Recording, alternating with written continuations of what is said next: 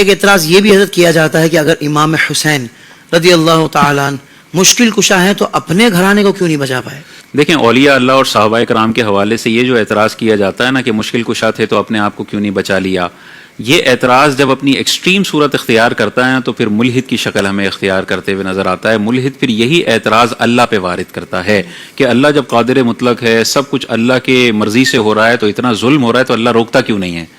تو آپ نے اولیاء اللہ اور صحابہ کے مشکل کشا ہونے پر اعتراض کیا اور معاذ اللہ ان کا مذاق اڑایا۔ آپ کی دیکھا دیکھی ملحد کو یہ زبردست آپ نے اعتراض فراہم کیا کہ وہ پھر اللہ کی ذات پر یہ اعتراض کرتا ہے کہ اللہ دیکھ رہا ہے اور وہ روکتا کیوں نہیں ہے۔ تو ہمارا آپ سے سوال ہے کہ جو اللہ تبارک و تعالیٰ کے نہ روکنے پر آپ حکمتیں اپنے ذہن میں لاتے ہیں، اولیاء اللہ صحابہ اور انبیاء کے نہ روکنے پر وہ حکمتیں آپ اپنے ذہن میں کیوں نہیں لاتے ہیں؟ آپ کہیں گے نہیں، اللہ تبارک و تعالیٰ تو قادر مطلق ہے، اس نے بہت سارے لوگوں کی مشکلوں کو آسان فرمایا ہے، ادھر نہیں فرما رہا تو کچھ نہ کچھ حکمت ہوگی۔ تو ہم آپ کو کہتے ہیں کہ انبیاء نے بھی بہت ساروں کی مشکل کشائی کی ہے، کسی خاص مقام پر نہیں ہو رہی تو وہ اللہ تبارک و تعالیٰ کی مشیت کے مطابق نہیں ہو رہی ہے۔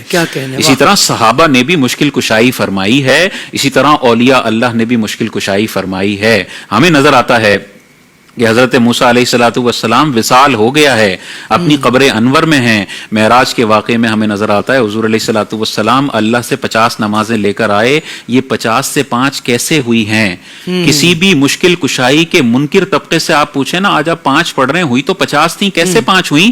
وہ کہے گا بعد وصال حضرت موسیٰ علیہ السلام نے حضور علیہ السلام کو یہ فرمایا کہ آپ کی امت 50 نہیں پڑھے گی، جائیں اس نمازوں کو کم کروائیں۔ معلوم ہوا بعد وصال انبیاء چاہیں تو قیامت تک کے مسلمانوں کی نمازوں کو 50 سے 5 کرنے کا مشورہ بھی دے سکتے ہیں اور ہماری مشکلوں کو آسان بھی فرما سکتے ہیں۔ وہ مانتا ہے سارا کا سارا بعد وصال ہوا، اس کا مطلب انبیاء بعد وصال بھی مشکل کشا ہیں اللہ کی عطا سے۔ مشورہ موسیٰ علیہ السلام نے دیا، اللہ تعالیٰ نے قبول فرما لیا۔ اللہ تعالیٰ براہ راست بھی 5 فرض فرما سکتا تھا، لیکن قیامت تک کے مسلمانوں کو بتایا کہ میں نے 50 سے 5 کی ہیں۔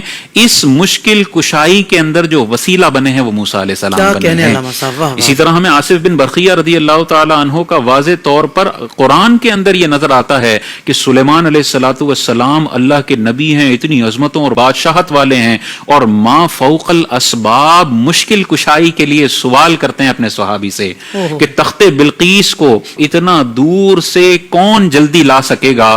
اور حضرت آصف بن برقیہ یہ مشکل کشائی کیسے کرتے ہیں؟ خود ارشاد فرماتے ہیں کہ آپ کے پلک جھپکنے سے پہلے میں وہ تخت یہاں لانے کی طاقت اور قدرت رکھتا ہوں۔ معلوم کیا ہوا کہ حضرت سلیمان علیہ الصلوۃ والسلام کے صحابی ایسا ناممکن کام اللہ کی عطا سے کر سکتے ہیں جس کا کوئی تصور نہیں کر سکتا۔ اتنے مہینوں کی مسافت پر وہ تخت ہے اور ٹنوں وزنی وہ تخت ہے اور آنکھ جھپکنے سے پہلے آ جاتا ہے۔ معلوم ہوا اللہ کے اولیاء کو اللہ تعالیٰ نے ایسی طاقتیں دی ہیں کہ وہ ما فوق الاسباب لوگوں کی مشکل کشائی کر سکتے ہیں۔ اب کسی خاص مقام پر نہیں کی ہے تو یہ اللہ تبارک و تعالیٰ کی مشیت اور اس کی رضا کے مطابق نہیں کی ہے۔